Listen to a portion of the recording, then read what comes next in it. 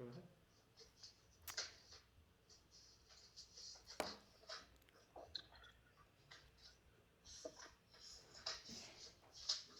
Hi, everyone.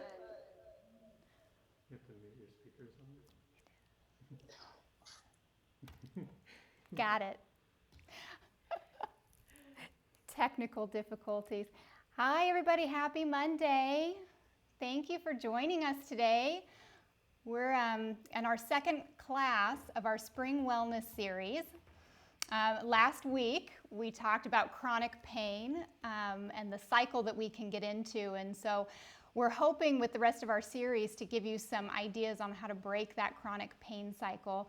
And we're going to post that talk if you missed it last week, and that David Oni gave. And so hopefully you can catch that, some great information.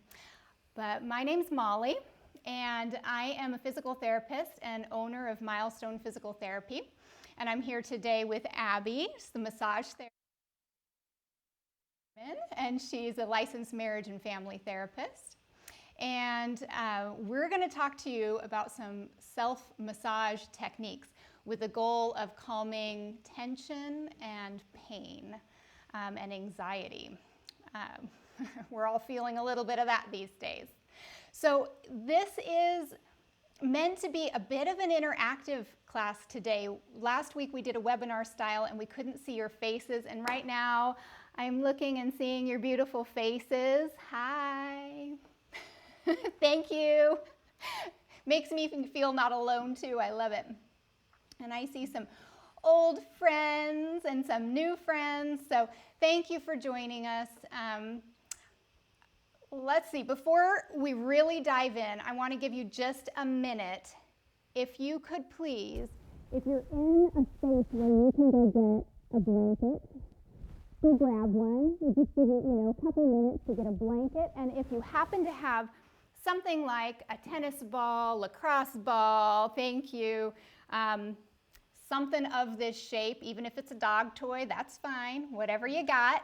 Abby's going to talk a little bit about how to do some self-release with this. Just give you some strategies. So take a minute, go grab your goodies, and then if you want, if you're still hanging out with us or you get back early, I want to see in the chat what kind of DIY projects you're working on at home this last year with COVID. We kind of titled our talk this year, DIY self-massage, because chances are you haven't been to see Abby because of COVID. And so, but all sorts of projects I know people are working on. So in the chat, if you want to throw up some of your DIY projects that you've got going on, this is going to be a new one. Learn how to massage yourself. A little bit of self-care. All right, so we'll watch for some comments in the chat. And as you come back with your blanket, I just want you to wrap it around you.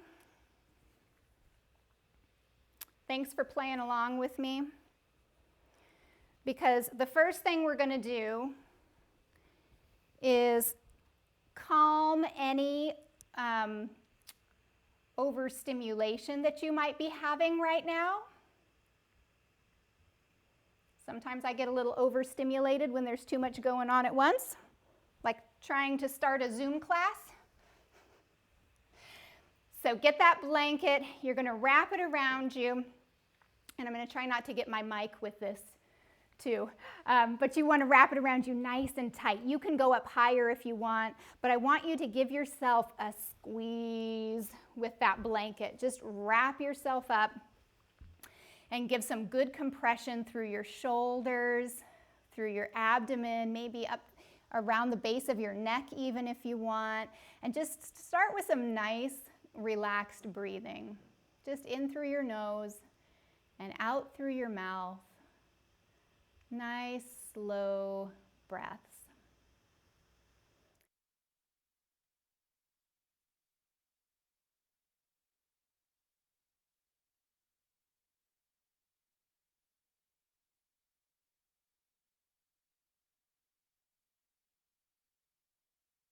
Receptors, and when you put pressure on those, they send messages to your brain. And we have all different kinds of receptors, but specifically these mechanoreceptors we're trying to stimulate here are to calm all of this anxious, nervous activity. I first learned this technique when I was taking a class for caregivers. And this is the very first thing they taught, and I thought it'd be a wonderful place to start because you give so much to other people.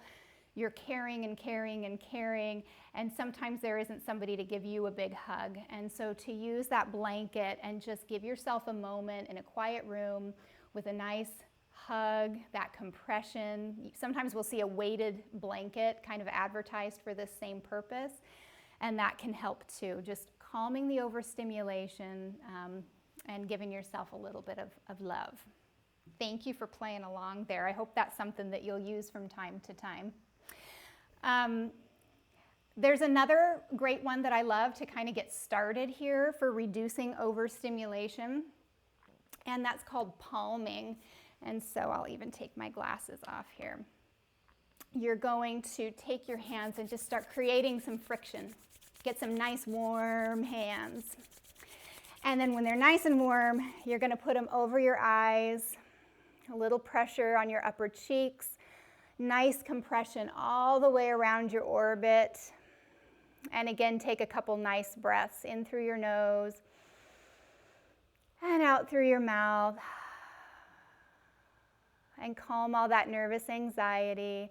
What we're doing here, I'm peeking at you. You don't have to peek at me, but what we're doing here is taking away one of our senses. When I'm talking about being overstimulated, our brain's getting so much information every minute of the day from our eyes, from our ears, from our skin. And we could do a whole class on being mindful to that stimulus, which is really important. But sometimes we just need to take away one of those stimulus too. And just say, I know everything is safe around me, and I just want to take away any visual input for a minute, and at the same time stimulate some of those amazing mechanoreceptors to tell my brain, bring it down. If you remember from the talk last week, these strategies lower the sensitivity of your nervous system. So instead of taking, a little click of the pen, if Carmen over there just clicked her pen, if my nervous system's sensitized because I'm, nervous about teaching this class, or I have so much going on, that little click of the pen would be like a startling moment for me. But taking some time to use some of these strategies to calm your nervous system makes it so that those little stimulus, those little things aren't quite such a big deal to our nervous system. We can handle a whole lot more. So blankets and palming, that's where we're going to start. I want to dive into the fascia. I'm peeking back at you guys here. Raise of hands. Who's heard about fascia, knows a little bit about the myofascial system? Woo! I love fascia. I love it. One of the big reasons I really love the fascial system is that it's integrated so intimately with our nervous system. So when we're trying to calm our nervous system, it's very helpful sometimes to tap into our fascia. And so I've got this picture here of an orange, and the reason for this is our fascia runs under the skin, and if you slide your skin around on your arm, you can see that the skin slides and it glides, and if it doesn't, maybe it's because the fascia is a little sticky, a little stiff. But the human body is made up of so much water, which is a wonderful thing. It's why we need to stay hydrated. It's why we're elastic and flexible. But why doesn't, when we stand up, all of that water content in our body pool in our feet? And I know for some of us, you might be thinking, mine pools in my feet by about 6 p.m. I've got it all down there. But for the most part, that fluid doesn't all end up down in our feet. And it's because of this orange concept here. The fascia is under our skin, but then we have layers of fascia that wrap every muscle, and then it dives down deeper and it wraps every cell of every muscle. So it's like saran wrap for the body. It's taking all of these tiniest little pieces of us and wrapping it up. So if we think about it now, our fascia is the largest sensory organ in our body. So, here we're seeing the fascia, how it can wrap the muscle fibers all the way down to the tiniest structure there. If this fascia is limited in its glide, then it's going to be limited in glide elsewhere in our body too. And so that's why it's so important to be able to address it. A kind of a gross picture here, but if you bear with me for a minute, chicken. Anybody ever peeled the skin off a chicken? And you see that shiny, thin layer that runs under the skin and on top of the muscle? That's fascia. Now picture that diving deeper, right? And wrapping every cell, every group of muscles. And then on the next picture, this is, microscopic, really one of those amazing cameras that gets in close and is pulling muscle fibers apart. This is a really, really close view. All of that spider webbing in between those fibers is fascia. It's all connective tissue. It's made up of collagen, which, think about collagen, we want it in our skin because it gives us tensile strength and structure. We start to lose collagen, maybe we get a little wrinklier. So it has collagen in it. It has elastin, which it makes it elastic and movable. Let's go to the next one here, just to get away from that yucky chicken picture. But here is a really close-up picture of fascia. Can you see there just how much water content it holds? It's full of this ground substance that's mostly water. It's like this gel, and it binds the cells together. It binds the elastin, the collagen. And after you stretch the fascia, and it's like a sponge, then it reabsorbs a lot of water. And so that's really a goal for stretching today, is we're going to get into fascial stretching so that we can reabsorb this water content and those tissues can become more elastic again. And guess what else it has in it? Mechanoreceptors. Really, really important. It has little stretch receptors in it.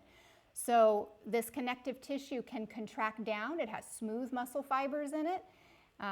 You can imagine with it being contracted, you might lose a little range of motion. You can become tight. You can become stiff.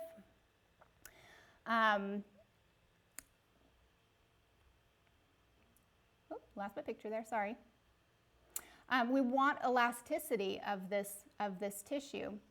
So there's this really neat connection between the fascia and the nervous system. Okay, so let's see. That's a good picture, but let's go on one more and just look here. Okay, picture it now as like a whole. I've got all this fascia in my body, all this 3D connective tissue going on. It's, like I said, the largest sensory system because it does have those mechanoreceptors in it. These stretch receptors, when you put that little bit of stretch, and it's a little bit, we're not going to do any big stretching today. It's very, very light stretching, long holds. But when you stimulate those little stretch receptors, you have communication that starts to go between the brain and the muscles and the connective tissue. You fire that little stretch receptor. You can kind of play with me here a little bit. You fire that little stretch receptor by holding a very light stretch. Messages are being sent to the brain that say, oh, I'm getting a firing of this little receptor. Should I let go of these contractions? Should I lengthen, realign that fascia? Here's the kicker. If your brain puts up red flags because you're in pain, you have anxiety, you are in fight or flight, we talked about that last week, you're protecting something, the brain's going to put up those red flags and say, nope, don't let go of that. We're holding on to that for very good reason, and you won't really get a release of that fascia. But if you're in that stretch and you're doing some diaphragmatic breathing and you're doing some mindfulness and you're actively calming that sympathetic nervous system activity, then the brain is going to say, sure, reorganize, allow that to lengthen, and that's what will start to happen. And you can almost feel that subtle release, kind of like the air being let out of a tire slowly. So that's what we're trying to tap into, this communication between the fascia and the brain, but it goes the other way around too. Just by doing a stretch to the fascia, that can help put you into rest and digest and help calm. So if you're in a moment where you're saying, I'm here because I'm too anxious and I can't calm my nervous system activity, so I'm never going to get a myofascial release. Not really. Just doing the stretch communicates with the brain, and it can help that autonomic nervous system calm down and put you going the other direction, away from fight or flight. So I love fascia because it can do all these wonderful, wonderful things. I do want to show you a picture just to give you an idea in physical therapy how we think about fascia. It's as if it was this 3D sort of connection. If you can picture all your fascia like a crocheted network of fascia, and if it were to be shortened in one area, and what can shorten it? Trauma, surgery, scar tissue, old injuries of any type that left some inflammation, and that inflammation lingered a while and you developed some adhesion in the connective tissue. Just plain being in fight or flight for way too long can cause the fascia to tighten down. It does that because if you are in a real situation where you need to fight or you need to flee, our body contracts the fascia down so that our muscles have more power, so we can run, so we can fight. It's why we're so strong and we can, lift a car off somebody if we need to. I'm not sure I could do that, but you've heard those stories, right? Where did that strength come from? The nervous system tightened the fascia. You had more strength than you knew you had. Well, what if we're in that all the time, though? What if we're chronically in that state of fight or flight? Well, then we start to get adhesion. So, see that slide with the sweater on it there? Yeah, this is what can happen. We start to see these little postural shifts, and it's like someone took your fascial web and pulled it in one area and pulled it in the other area, and all of a sudden we're getting postural changes, we're getting pain, we're getting tension, we're getting muscle spasm, and all of these things.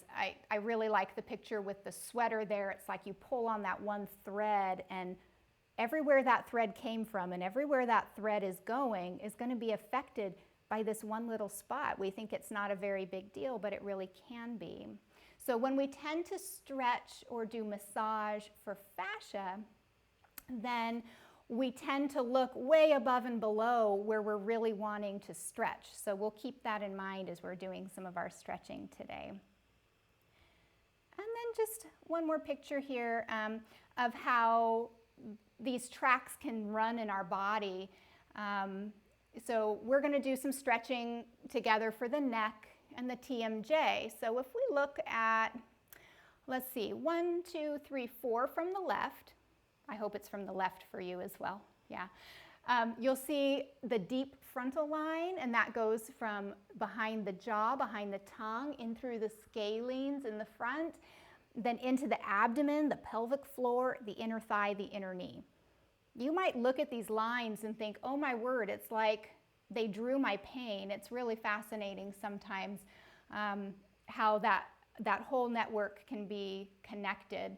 And we will have patients this way where we have inner knee pain. Maybe there's a deformity from some arthritis in the inner knee, pelvic floor tension issues, which can lead to bladder issues. Maybe there were some C-section scars, abdominal surgeries, and then guess what? They've got TMJ. That whole line somewhere has become restricted in its ability to glide. So, we might not hit exactly your area of pain or tension in the couple techniques we're going to show you today, but I can guarantee if you do a TMJ release, you're going to slack everything else down this deep frontal line, the abdomen, the pelvic floor, the inner thigh, and the knee. So another fun just concept to keep in mind. Are you ready to try some? Thumbs up. Okay. The neck. So there are different ways that you can go about holding, but with myofascial release, we kind of want to tack two sides and get this nice long skin stretch. So I'm calling it a skin stretch because that's what it feels like we're doing, but we're doing so much more. We're grabbing all of that fascia from the top to beneath, from above and below. But what it feels like to us as we do it is a skin stretch. So you can let your neck just comfortably rotate and extend. So we open up the scalenes, and you can place a hand above and a hand below. And if, depending on where you're tight, I like this direction. And if your neck is any issues with discs or joints, you don't have to move far. So this isn't about the range of motion and how far you can move your neck. It's just really about opening up the fascia. So you just do as far as feels comfortable for you. So neck, above and below.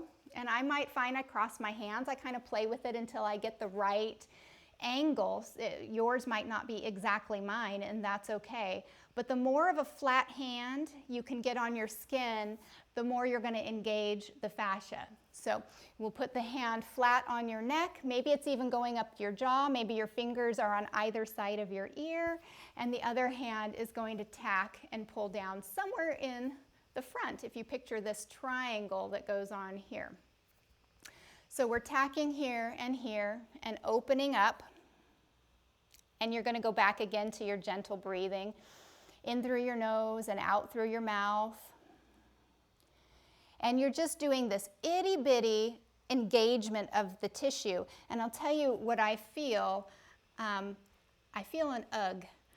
We say sometimes in massage and manual therapy that tissues make sounds in our heads, and that's just the way I think about it. But as you come into this little stretch, I don't want you to feel stretch, like you're really trying to open and relax those tissues. I want you to feel the skin stretch to the point where you feel ugh, ugh. You kind of feel that? It's just the very beginning of the stretch, hardly anything at all. So you feel that little ugh, ugh. It might feel to you a little bit like skin tearing, but you know, because the amount of effort you're giving, it's not. But that might be a little bit the sensation that you're feeling. You can always back away and do less. That's always okay. So when we do a myofascial release like this, we hold it for a long time, maybe 30 seconds, maybe 2 minutes, maybe longer. That's okay. So you just kind of come into those muscles, and I'm specifically showing you these muscles today because of our situation we've been in at the computers, in our books, in our phones, and these scalene muscles up in the front are getting so tight, and they tie right into that same pattern we were just looking at. So there's the scalenes there. You try that on each side gently. And then we can go on to the sternum. And this is just taking it a step down. Look at this picture here. You can see all the fascia wrapping over the muscles. The scalenes are up above there, down into the fascia of the chest. So now you're going to put a flat hand, as flat as you can get it, on your chest. And it is nice to get the little grip of skin on skin. So, you know, you can always, if not now, maybe when you're home on your own, kind of tuck under your shirt a little bit to get right under your collarbone. And that little tack of skin on skin will give you that ugh, ugh. So try with me here. Both hands completely relaxed. And just pull gently down and see if you can feel that ugh, ugh in your tissues. And just hold it there and do some breathing for a minute. You don't have to have your cameras on, but I'm going to kind of look around and see how everybody's doing. Good. That little downward pull, your shoulders are relaxed, they're pulling down. Now take that little bit of a downward pull and take it left and feel the ugh, ugh to the left.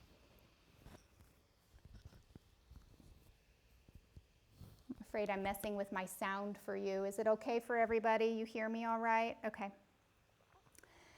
And feel the ugh to the right. Just go back and forth. Maybe you'll notice one pec is tighter than the other. So as you get into this, you're feeling, where do I feel this? As I pull down, I feel it coming up into this left scaling. And as I go ugh to the right, I'm feeling it up and over the top. And as I go ugh to the left, I don't feel it quite as much. I'm a little looser on that side today. But just sitting with this, what are you doing right now? Right? I mean, you're releasing your fascia, you're opening the pecs. Those are all great things, you know, this is self-massage, but what are we doing beyond that is we're tapping into our nervous system. We're tapping into the fascia, we're stimulating stretch receptors, and we're telling our brain to help us get out of fight or flight and bring it back down. So this is so much bigger than just a stretch. And then we can take the same thing up into our TMJ with some fingertips and, you know, again, as much of your fingers as you can kind of get engaged here. You're not pushing into your TMJ, you're just tacking the skin and letting your shoulders fall, and the weight of that gives this downward pull. You can pull maybe more forward away from the ears, maybe back, down. Play with the angle that works for your TMJ. Maybe you add a little side stretch. You're just tuning into your fascia and seeing what it needs. Sometimes this is great for chronic ear infections or tinnitus or vestibular issues, is to get in and do some release around the TMJ. And then the final one, which is, you know, Carol Burnett. I love this picture. I'm going to let it come up here first. We'll come back. That's okay. Let's skip that one. Yeah. One more. Okay. Does anybody remember Carol Burnett tugging her ear? She was saying hello to her Nana, right, on TV. But I love this. The harder I pull my ear, the farther I can hear. But ear pulls, don't underestimate a quick little ear pull. It can be so, so helpful. You can grab the earlobe, just a little pinch, and then again, you're not ripping your ears off, right? You're just letting the weight of your shoulders and your arms give a downward pull to your ears, and you change the angle to get into the area you need. Sometimes taking a finger, which way do I turn here? And you can put it kind of right in the ear canal, and then you can get a little grip that way and pull in, out, down. And it's just a wonderful place to grip the fascia for this whole chain that we've been talking about today. You guys look like you're doing fabulous. Before we pass it on and we hear from our massage therapist, Abby, do you have questions about fascia, myofascial release, myofascial stretching, anything like that? You can raise a hand, you can unmute and speak up, or you can throw it in the chat.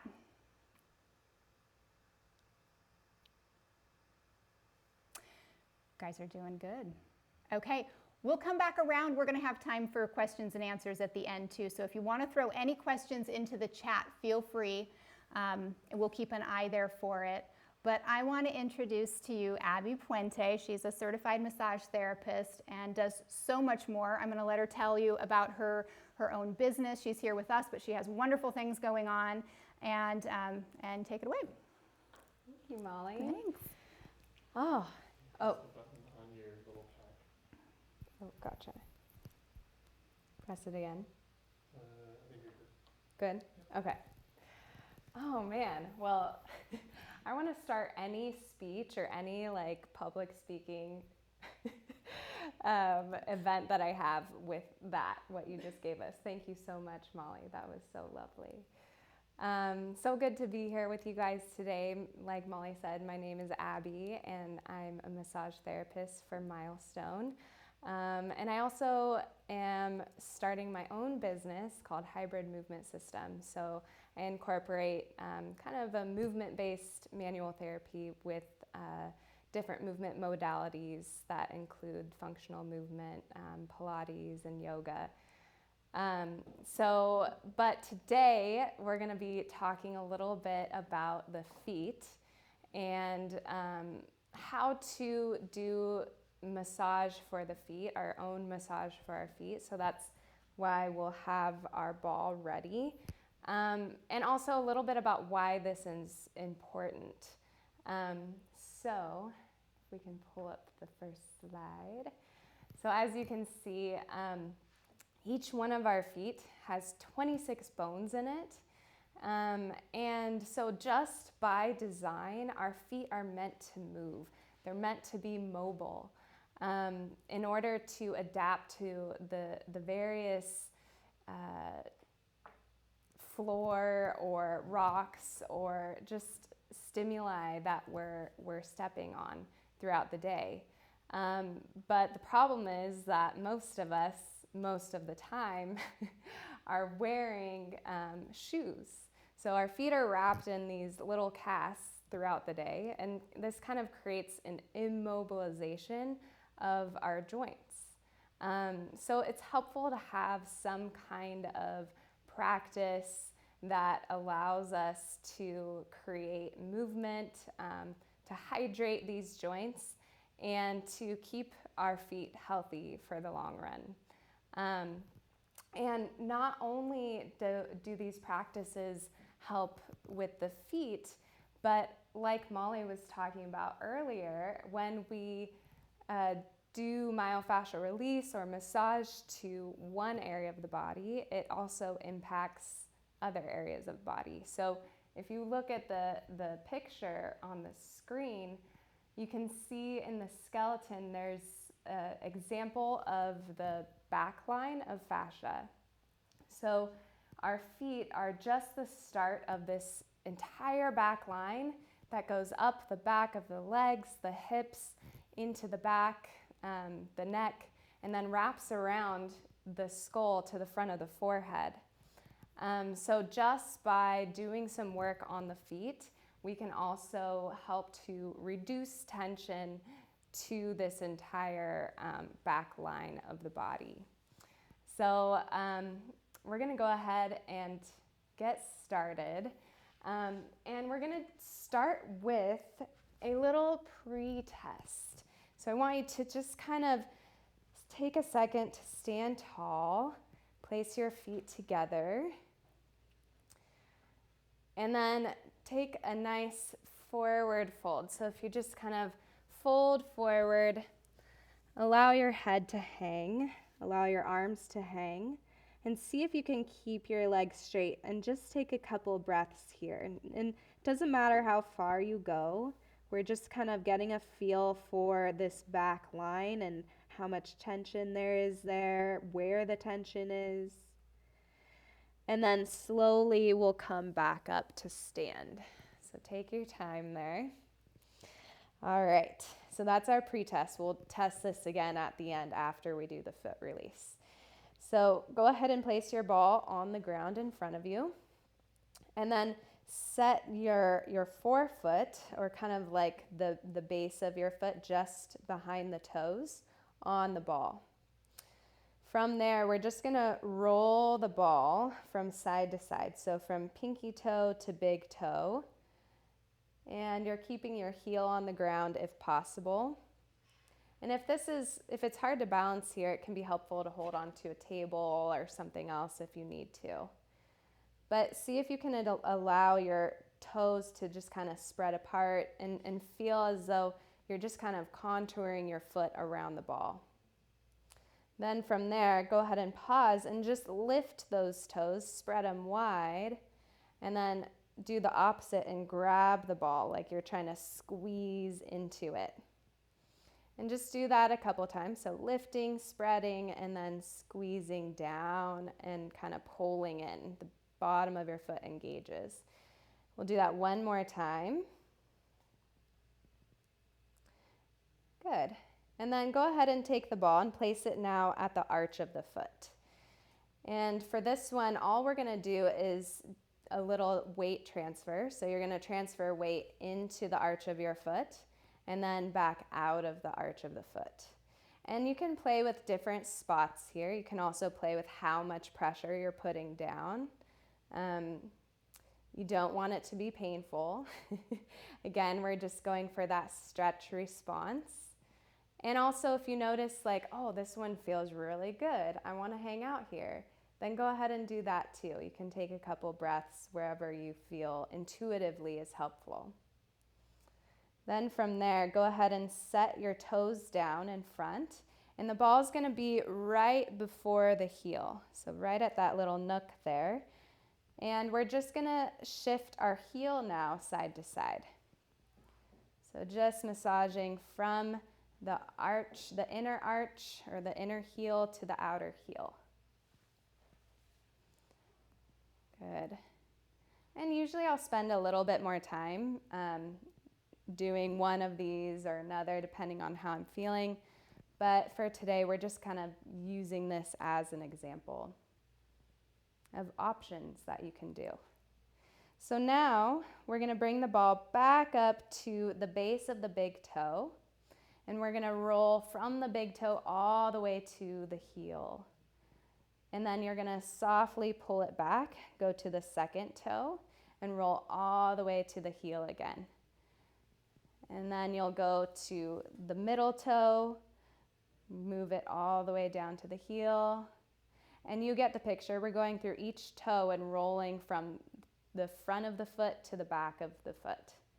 So once you've done each toe, go ahead and pause. And now we're just going to rinse it out. So nice and quick, not a lot of pressure, just kind of invigorating the bottom of the foot. And again, you can do this as long as you like. And then we'll go ahead and pause. Just set that foot back down and just take a moment to notice if you feel any changes here.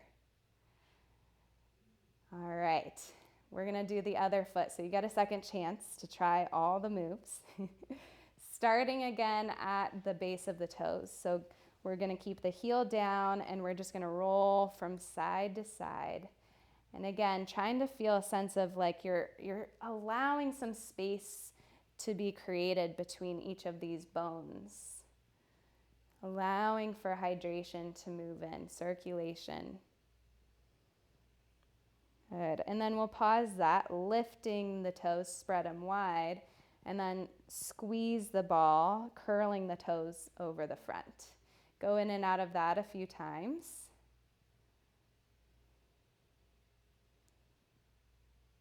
See how wide you can spread those toes? All right, and then bring it back to the arch. And again, we're going into that squeeze or that pressure and release.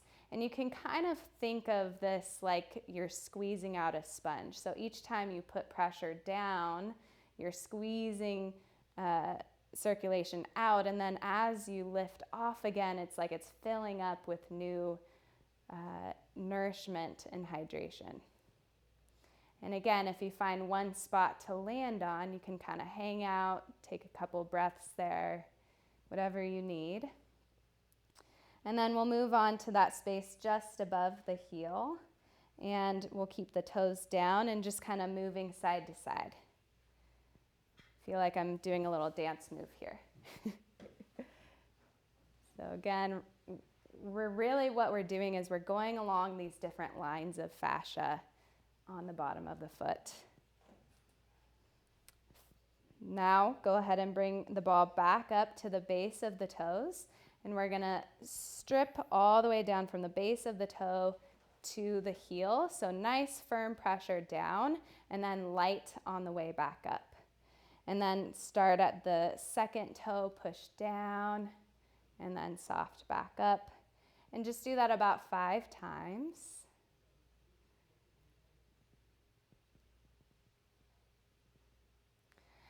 And then finally, we'll end with a little rinse. So just not too much pressure, but just nice and quick, forward and back.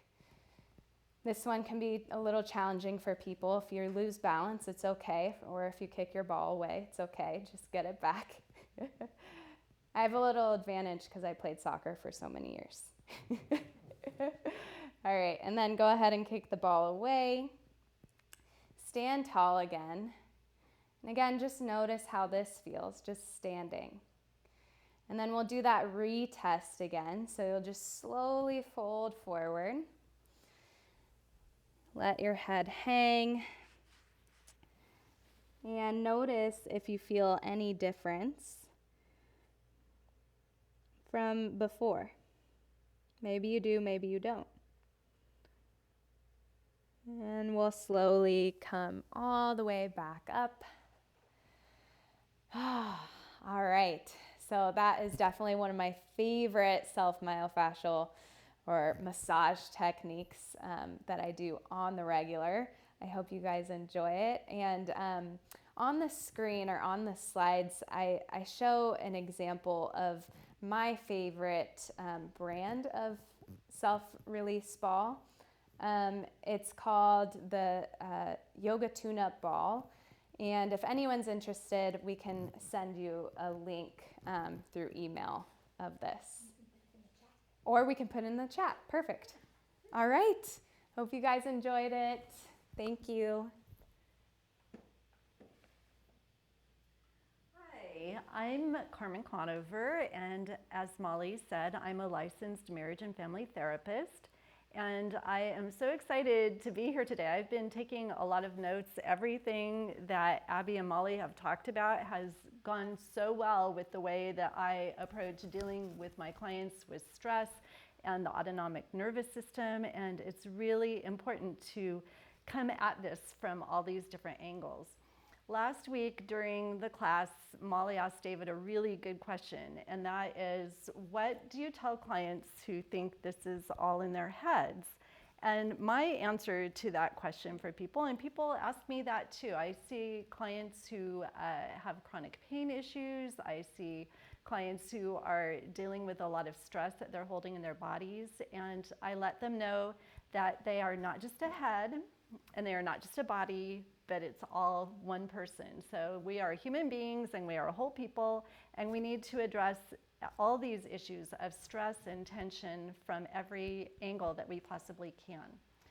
So what I would like to do is conceptualize this on my next slide as being kind of like on a merry-go-round, and there's this stress cycle that we can get into.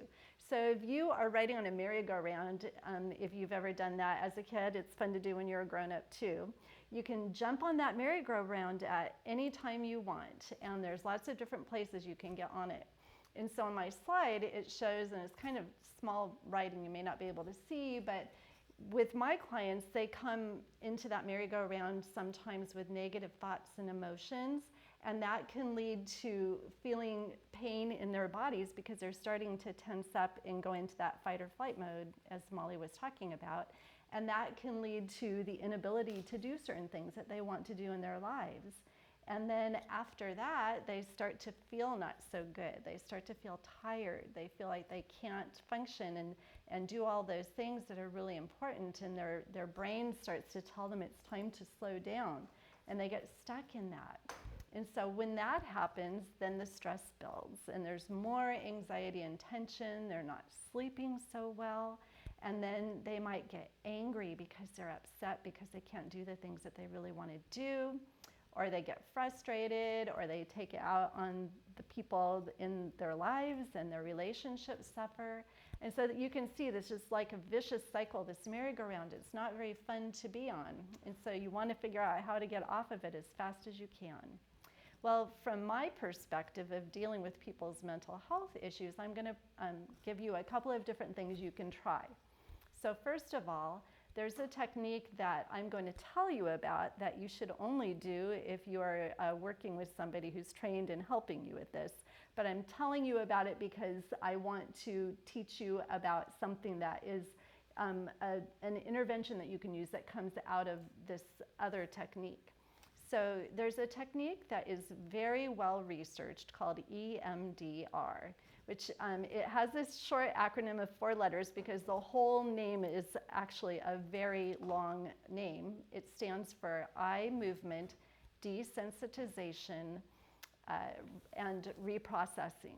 And what EMDR does is it helps people who are stuck in this negative thought cycle, such as having issues with PTSD, intrusive thoughts, nightmares, but it also can help people with other issues such as anxiety and stress. And what it does is it uses a bilateral stimulation of the brain, and it can be done either with eye movements of your eyes moving laterally back and forth. It can be done with tapping. There are little tappers that I have that make a kind of pulsing feeling in the palms of your hands. It can be done with sounds back and forth in your ears. And as you're doing this, you can focus on a negative thought that may be an intrusive thought or memory, and it helps to reduce the intensity of that thought as you're connecting it with positive material that you can resource in, that you can help to shift your focus to that and not have your focus be so much on the negativity. So what I'm going to teach you right now uses the principles of bilateral stimulation to help you be able to access a positive resource so that you can have that as a foundation to be able to shift your focus from the negative to the positive. And so what I'm going to have you do is, since we're here with Molly, who has milestone physical therapy and she deals a lot with pain issues, what I'm going to ask you to do is to think of a time when you may have had a pain or an injury, and I want you to imagine how you worked through that and what you did to feel better. And I want you to bring up an image in your mind of what it was like when you were healed and how wonderful that felt to actually be healed from that injury that you experienced. And I want you just to remember what that process was like, but also notice what good feelings were in your body at that time and see if you can imagine feeling that way again. And so as you are accessing that image of that positive change and shift from being hurt and in pain to healing and remembering those good feelings in your body, what I'm going to ask you to do is to cross your hands across your chest, and this is called the butterfly hug. So you can see the wings and you can see your thumbs are hooked together in the middle with your palms facing your body. And put your fingertips just under your collarbone on either side.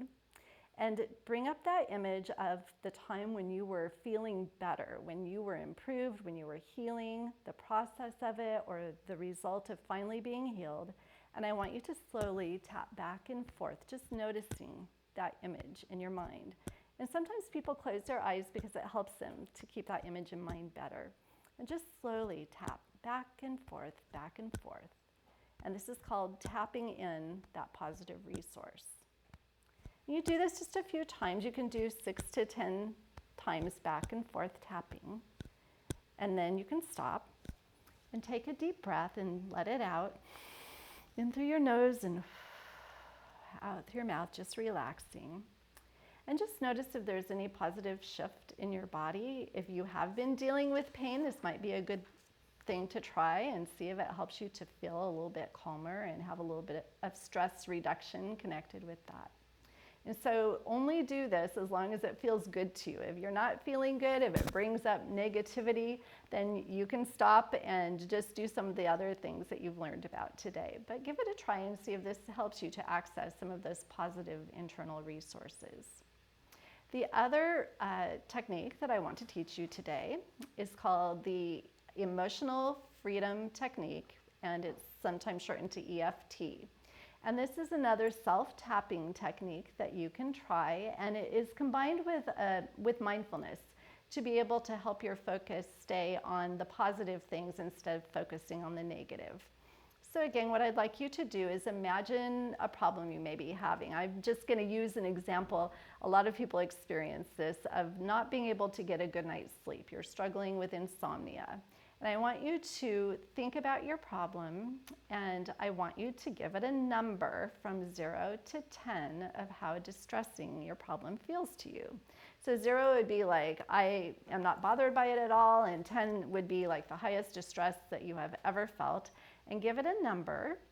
And then when you have that number, I want you to say something to yourself. I'm going to give you a phrase to use as you're doing this. I want you to tell yourself, that even though I'm having trouble sleeping, I deeply and completely accept myself anyway. And as you're saying that, you can do it inside your head, you can do it out loud, whatever works best for you. But I want you to take your fingertips on one hand, your dominant hand, and your palm on the other. And this is kind of like a chopping motion that you're going to use. So you're going to take all your fingertips and you're going to tap. And this is touching acupressure points on your body, reminding yourself that even though I am having trouble sleeping, I deeply and completely accept myself anyway. And do that just a few times as you're focusing on that. And next, I want you to shift with 2 fingers on the top of your head. And again, you don't have to say the whole phrase, but this time just say, trouble sleeping, and tap a few times on the top of your head. And again, you're going to tap, but this time above your eyebrows. So trouble sleeping a few times. And then on the sides of your eye, so my glasses are kind of in the way. If you have glasses, you might take them off. But on the side of your eye, kind of level with your pupils, trouble sleeping, fingertips tapping. Then under your eye, trouble sleeping on your cheekbones. Then one hand under your nose, trouble sleeping, just above your upper lip. And then on your chin, trouble sleeping. Both hands again, and you can use all your fingertips on your collarbone, trouble sleeping, just a few times. And the last one's a little funny. You're going to look like a monkey. But under here, just right, if you're a gal, it would be where your bra straps or your bra would go. And trouble sleeping, tapping with your fingertips. And when you're done, take that deep breath in again and let it go. And then what I want you to do is I want you to check in again with that 0 to 10. So what level of distress are you feeling over your issue now? And hopefully it's lower. If it's not, that's okay. You're going to go back to the beginning and you're going to do this again 2 more times. And just keep doing that check-in and see if that tapping helps your nervous system to calm down. So with these tapping techniques, again, as Molly was talking about, it has an effect on your autonomic nervous system, and it can help the cortisol release to be reduced so you're not feeling those stress hormones flooding your body so much. And it can really make your whole body feel calmer when you do these things. So this is the part of the merry-go-round I'm helping you get on so you can get off the stress merry-go-round that I mentioned before. So this is pretty simplistic. Sometimes people come to me with big problems with trauma and other things, and I'm not saying this is an easy fix. If you have an issue like that, then you are free to give me a call, and I'm happy to talk with you. And I think that using the body to change the mind can be a powerful thing. But I'm also happy to sit with you and listen to your story if you need that. So thanks for the opportunity to let me help you with that merry-go-round that you may be on.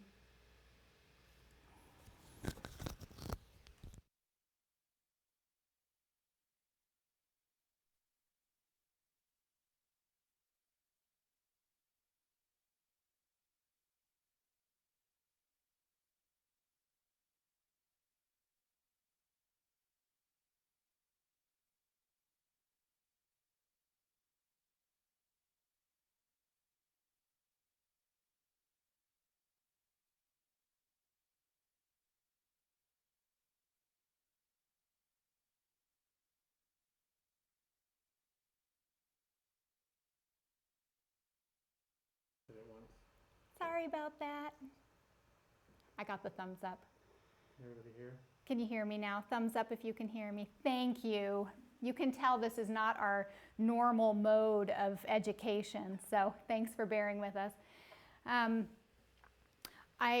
What I was saying is we feel so fortunate. Milestone Physical Therapy has been like a sandbox for us, a playground, a place where therapists, providers can come together and, give options and opportunities to help people get off this merry-go-round. I love that image. Thank you.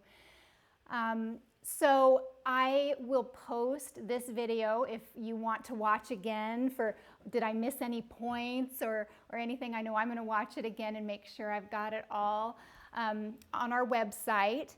It's www, and I'll put it in the chat, .milestonewellness.org.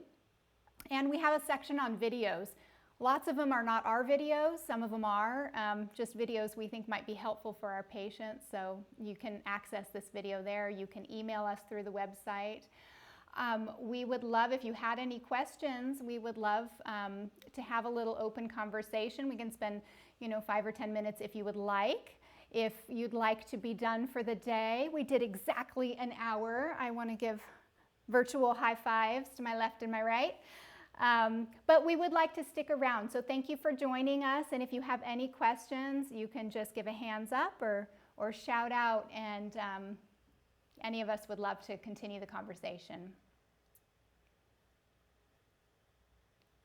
Could you repeat your website, please? Yes, of course. And I'm going to type it in the, okay, we're going to type it in the chat at the same time. It's www.milestonewellness.org.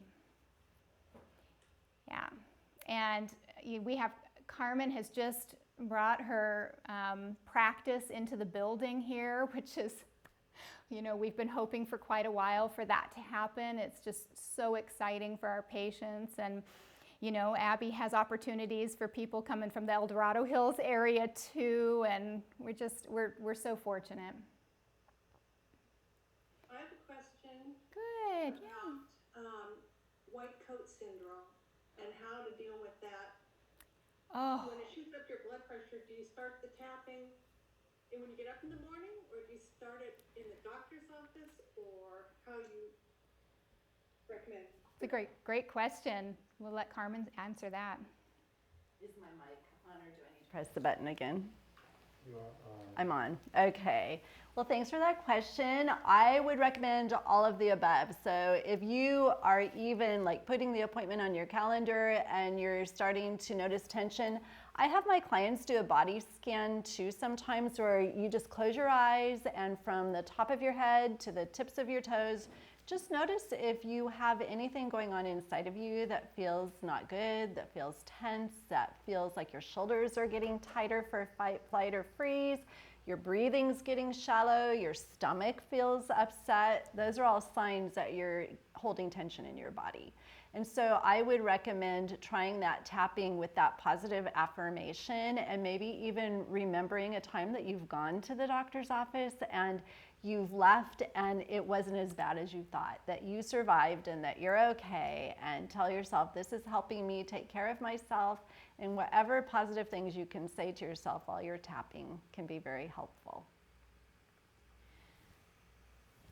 Good, thank you. I definitely can benefit from that.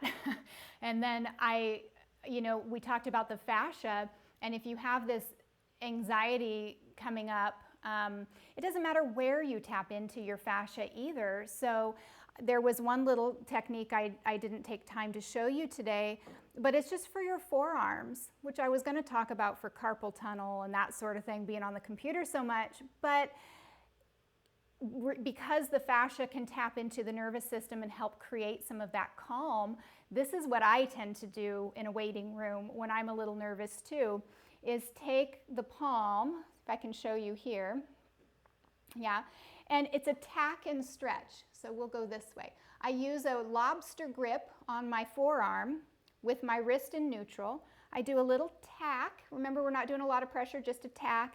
And then I extend my wrist.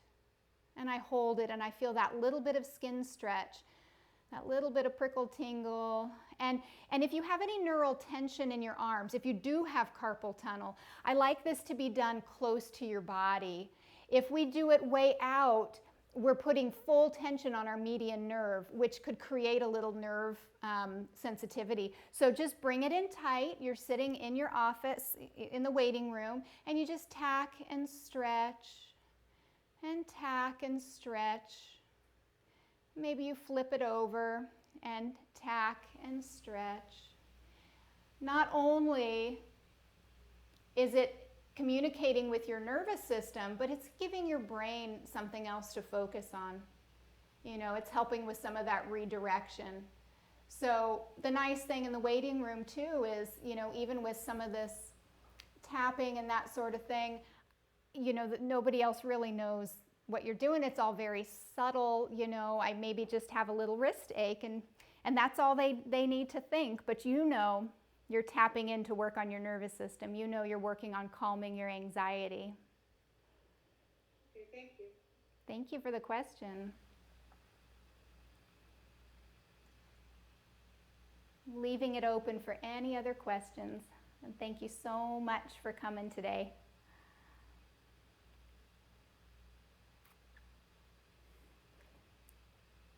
All right. Well, thank you. We'll hopefully see you next week. We're going to do same time, 2 o'clock on Monday, and we're going to do some self-yoga, meditation, breathing with Katie Worrell. So that's going to be fantastic. And then we have 2 more following that. We have one for COVID long haulers. We're talking about some of the things that physical therapy can do to address some of the long-term physical symptoms of COVID. And then finally, we're going to talk about bladder chatter, because that's a big part of what I do here too. So that'll be the first Monday in May. So just join us, spread the news. We just want to get lots and lots of people involved. It's always a free event, and we're so happy you joined us. Thank you. Thank you. Thank you. Thanks for coming. All right. You can get some applause there. Thank you, Sonny. How many people do we have online? Oh, I think we had, how many do we have? I think we had around 12 or 13. Good. Morgan was there. Maybe a little more. It's recorded.